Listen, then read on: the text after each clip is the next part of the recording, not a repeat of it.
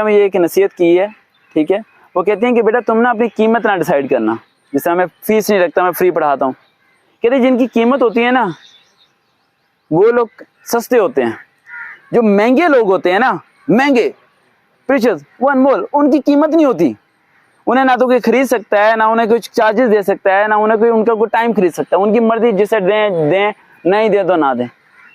تو اسی وجہ پوچھنا چاہ رہا تھا کہ آپ یہ سب کیسے کر لیتے ہیں؟ کیونکہ تنقید کا سامنا جو ہے نا، بڑے سے بڑا جو ہمت والا بندہ ہوتا ہے نا سر، وہ بھی آخر جو ہے نا ٹوٹ جاتا ہے. جس طرح کہ وہ کہتے ہیں نا کہ پتھر کے اوپر بھی اگر آپ ضرب مارتے جائیں تو آخر کار اس کے اندر جو نا دراڑ پڑے گی، وہ ٹوٹ جائے گا.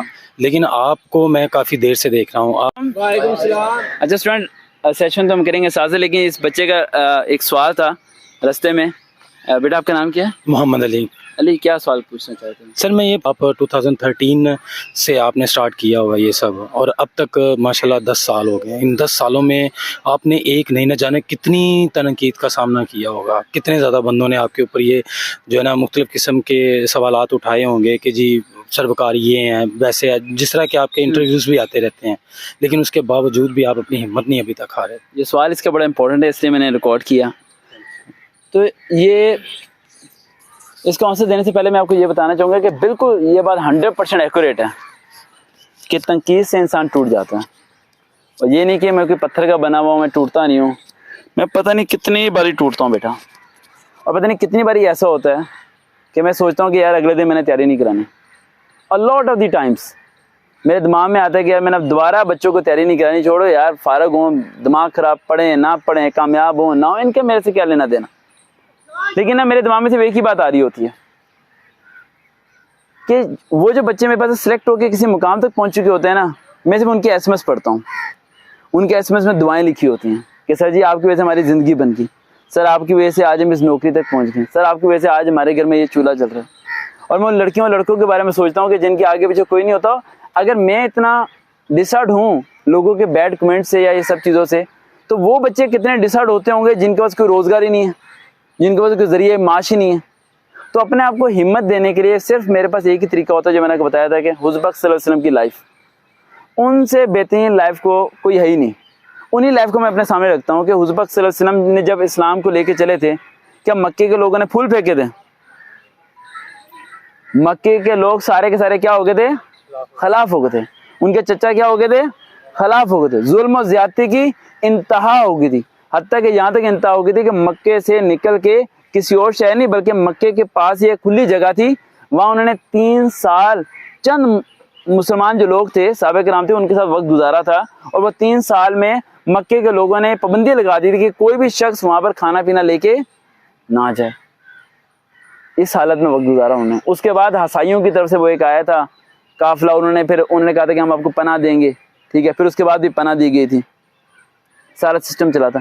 تو جب بھی میں ایک چیز سمجھتا ہوں کہ دیکھو، آپ جب دموڑی کے چھتے کو چھیڑتے ہو نا تو ساری آپ کو کاٹنا شروع ہو جاتے ہیں.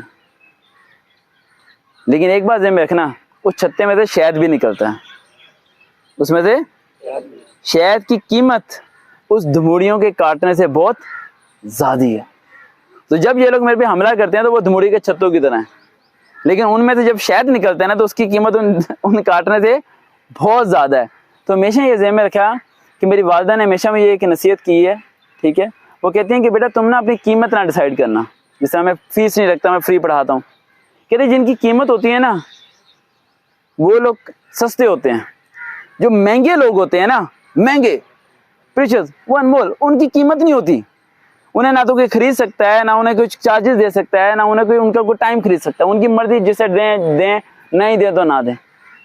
تو اسی وجہ سے میں سب سے لے کے ہوتا ہوں. اور رہی بات جو لاسٹ پوائنٹ آپ نے کہا تھا کہ تنقید کو کس طرح برداشت کرتا ہوں، میں تنقید کو پڑھتا ہی نہیں ہوں. میں نے کبھی فیس بک پیج کے بڑی بار بول چکا ہوں کمنٹس کو یا یوٹیوب کے نیچے کمنٹس کو میں نہیں پڑھتا. بس اتنا ٹائم ہی نہیں ہوتا کہ کمنٹس پڑھوں. میں تو واٹس ایپ کے ایس ایم ایس نہیں پڑھ پاتا، ٹھیک ہے. تو وہ کمنٹس کو پڑھنے کی بہت دور کی بات ہے، بہت دور کی بات ہے. ایون کہ اگر کوئی مجھے اسکرین شاٹ بھی سینڈ کر دے کہ سر یہ دیکھیں یہ اس بندے نے یہ برا لکھا ہوا ہے، تو میں کہتا ہوں بیٹا اس کے اکاؤنٹ میں جا کے دیکھو، اس کی اکاؤنٹ لاک پروفائل ہوگی. تو چیک کرتا ہوں ایسی لاک پروفائل ہے، میں کہا فیک اکاؤنٹ ہے. دیکھو میری بات سنو، پورے پاکستان میں جتنی اکیڈمیز ہیں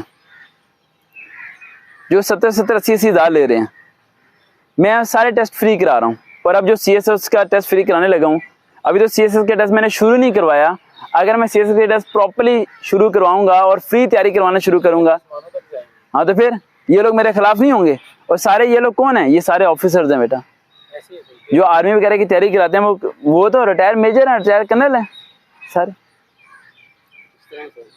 वो सारे तो उन्हें तो बुखार होता है ना कि यार ये लड़का कहाँ से खड़ा हो गया, और क्यों ये सारी चीजें तैयारी फ्री करा रहा है, और ये तो हमारी दुकान बंद कर रहा है। हालांकि वो चाहते हैं कि उनकी दुकान के साथ ही मैं मिल जाऊं और कारोबार चले, साथ हम कमाएं, सब चीजें करें। लेकिन एक बात ध्यान रखना बेटा, इसने मेरा ऑफिस भी आके देखा हुआ है, राइट, सब चीजें वहाँ देखता है, इसने देखा था सब कंडीशन। इसने वहाँ से एक चीज ऑब्जर्व की थी कि हम लोगों को ना कोई हरा ही नहीं सकता अल्लाह के अलावा। उसकी वजह यह है कि हमारा ईमान बहुत मजबूत है। जब आपका ईमान मजबूत होता है ना, तो फिर आपको शिकस्त नहीं होती। और अपनी ज़रूरतें कम कर लो, ज़रूरतें क्या कर लो, कम। इस घड़ी में मेरे ख्याल से आपने 2015 से लेकर अभी तक सारी वीडियोस इसी घड़ी में देखी होंगी, आपको फोकस करके देखना। और ये शर्ट भी आपने पता नहीं कितनी बारी देखी होगी। जब तक मेरे कपड़े फट नहीं जाते या रंग नहीं उतर जाता, मैं नया परचेज ही नहीं करता। मेरी ज़रूरतें बहुत कम है बेटा।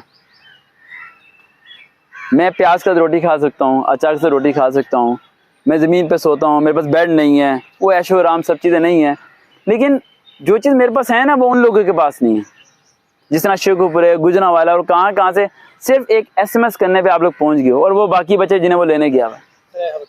सर आपकी विश क्या है? मेरी कोई ऐसी खास ख्वाहिश? वो जिस दिन पूरी होगी ना, उस दिन के बाद मैं दुनिया से चला जाऊँगा। ये अल्लाह से मैंने दुआ की हुई है, बात सुनो, अल्लाह से मैंने दुआ की हुई है। अल्लाह ताला ने हर बंदे को ना किसी खास काम के लिए पैदा किया, तो वो जब काम मुकम्मल हो जाता है ना, तो अल्लाह फिर उस बंदे को उठा लेता है। मैं अल्लाह से हमेशा एक ही दुआ करता हूँ कि अल्लाह वो काम जल्द से जल्द मुकम्मल करवा दे बस तू मेरे से। मेरी विश सिंपल सी एक ही है कि मैं इस चीज़ को इतना स्प्रेड कर दूँ कि पाकिस्तान का सिर्फ एजुकेशन सिस्टम चेंज कर दूँ मैं। और ये मुझे नहीं लगता कि ये इनमें से कोई भी मुझे मिनिस्टर ऑफ एजुकेशन बनने देगा या फिर कोई एजुकेशन के लेवल तक आने देगा। रुकावटें तो बेइंतहा पैदा कर रहे हैं ये लोग, क्योंकि मेरा इतना मानना है कि सिर्फ आपका education system, paper checking system, paper pattern, test conduct system, ये अगर सही हो जाए तो आप सबको जॉब मिल सकती है, आप सब अपने लेवल पे पहुंच सकते हो। लेकिन यहाँ पर क्या है, यहाँ पर ड्राइवर की सीट आती है, और ड्राइवर का, अब मैं डिपार्टमेंट का नाम नहीं ले रहा, ठीक है, ये केस कर देते हैं आगे। ड्राइवर की सीट आती है, ड्राइवर का टेस्ट देने के लिए लड़का गया, और लड़का आगे मुझे क्या कह रहा है कि सर जी आपको पता है ड्राइवर का टेस्ट किस पे लिया इन्होंने? मैंने कहा किस पे? कहता है कंप्यूटर पे ऑनलाइन। एक ड्राइवर की पोस्ट का कंप्यूटर पे ऑनलाइन टेस्ट लिया जा रहा है, और उसमें क्वेश्चन क्या पूछे हैं? हाँ क्वेश्चन क्या पूछे जा रहे हैं? एडवर्ब क्या होता है, एडजेक्टिव क्या होता है। अब एक बच्चे ने ड्राइवर भर्ती होना है, वो 8वीं फेल ही है ना ड्राइवर, उससे पूछो इंडिकेटर क्या होता है भाई, जंप कैसे, ये कैसे, उससे वो इंग्लिश के क्वेश्चन पूछ रहे हैं, और पूरा पेपर इंग्लिश में दे दिया, तो उसने क्या होना है? फेल। आप में से मैक्सिमम बच्चे फेल होने की वजह से ये होती है कि आपको जो पेपर होता है ना, वो पेपर वो रेलिवेंट ही नहीं होता जिसकी आपको जॉब होती है आपकी, इसी वजह से आप लोग फेल होते हैं। समझ आ रही है? तो अपने अंदर अगर उम्मीद पैदा रखनी है, और अपने अंदर मोटिवेशन पैदा रखनी है, और बैड कमेंट से दूर रहना है, और अपने फोकस करना है गोल पे, तो वो हुज़ूर पाक सल्लल्लाहु अलैहि वसल्लम की हदीस मुबारक है बड़ी खूबसूरत, कि झाइलों से बहस न किया करो, झाइलों से बहस न किया। आपके इर्द गिर्द मोहल्ले में रिश्तेदार, बैग उतार दो, रिलैक्स होकर बैठ जाओ, इर्द गिर्द मोहल्ले में जगह जगह झाइल लोग होंगे, है ना, झाइल, इतने झाइल आपको टकरेंगे, वो आपका दिमाग खराब कर देंगे। वो कहेंगे यार ये इसके कद नहीं सही, यार इसके पाँव नहीं सही, इसकी मूछें नहीं सही, इसके बाल नहीं, और नुक्स के अलावा उनको कोई काम ही नहीं है, इसके मैट्रिक के नंबर नहीं सही, आपको डी ग्रेड करने के अलावा उनका कोई काम नहीं है। आपने अपने इर्द गिर्द जितने झाइल लोग हैं ना, उन्हें डिलीट कर देना है। जिस दिन आपने अपने इर्द गिर्द के झाइल लोगों को डिलीट कर दिया ना, मेंटली रिलैक्स हो जाओगे आप, बिल्कुल रिलैक्स फील करोगे आप। मसला ये है कि आप झाइल को समझाने में वक्त ज़ाया कर रहे होते हो, जिसने आपकी बात को समझना ही नहीं है, उसे समझाने में क्यों वक्त ज़ाया करो। मैं सॉफ्टवेयर इंजीनियर बनना चाहता हूँ, नहीं तू नहीं बनेगा, तू नहीं बन सकता, तुम्हारी घड़ी सही नहीं है इसलिए नहीं बन सकते, तुम्हारे शूज़ सही नहीं तुम इसलिए नहीं बन सकते, तुम्हारी शक्ल नहीं बन लग रही कि तुम सॉफ्टवेयर इंजीनियर बनोगे, तुम्हारा रास्ता नहीं है, क्यों समझा रहे हो उसे? फारो करो यार, टाइम वेस्ट कर रहे हो। वो सॉफ्टवेयर इंजीनियर बन जाओगे तो खुद ब खुद सब चीज़ें सामने आ जाएंगी। अपने गोल पे सिर्फ फोकस करो। समझ आ